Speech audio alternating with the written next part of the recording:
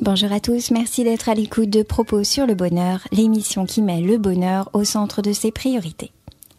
Ici Safia pour l'art d'être heureux et le 9e levier du bonheur scientifiquement prouvé par la psychologie positive. Imaginez, le navigateur, quand le vent fouette son visage et que le bateau fend la mer, ou l'artiste peintre, quand les couleurs s'organisent sur le canevas et qu'une nouvelle œuvre prend forme.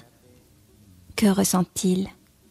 La psychologie positive s'est intéressée de près à ces expériences, afin de découvrir le pic des expériences humaines.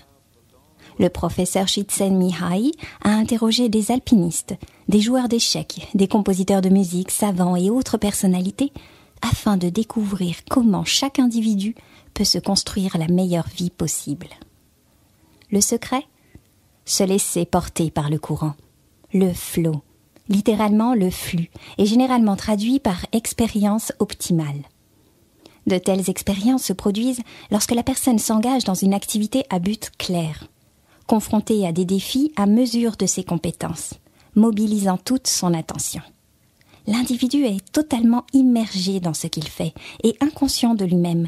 Il en oublie le temps qui passe, les potentielles distractions et même ses besoins corporels. Cet état de flux développe un sentiment de maîtrise pour une activité perçue comme gratifiante. Aussi, la psychologie positive nous propose de développer l'expérience optimale du flux.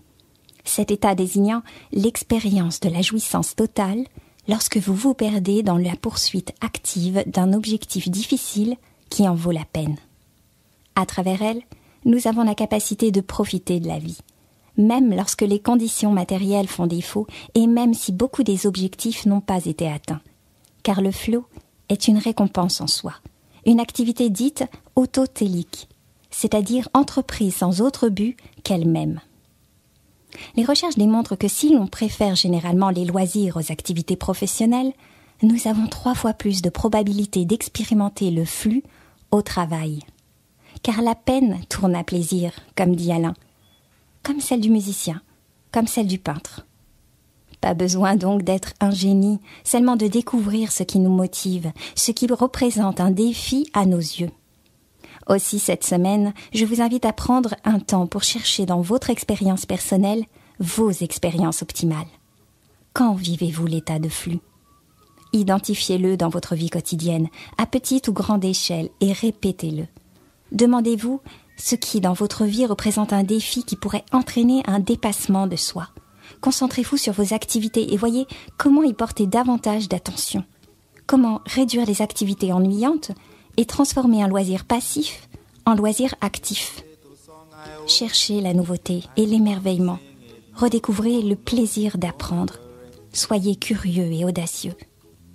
C'était Safia pour l'art d'être heureux et je vous souhaite de vous laisser porter par le courant de la vie. N'hésitez pas à me faire part de vos commentaires sur propossurlebonheur.com.